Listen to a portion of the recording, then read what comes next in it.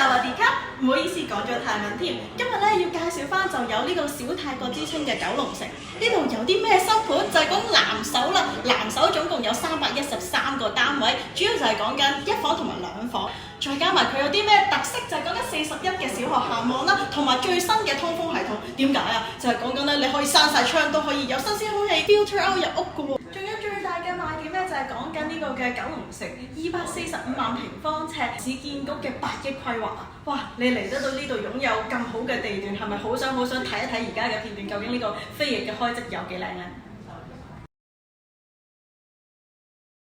入到嚟呢個2房嘅飛翼設計呢，左手邊就有個 L 型嘅開放式廚房，亦都有個大雪櫃同埋咧明火煮食嘅。左邊呢間房呢，就絕對擺到單人床啦，亦都做翻個落地玻璃啦。咁呢度有埋個洗衣，另外咧就做個好處就一入到嚟咧就有個洗手間。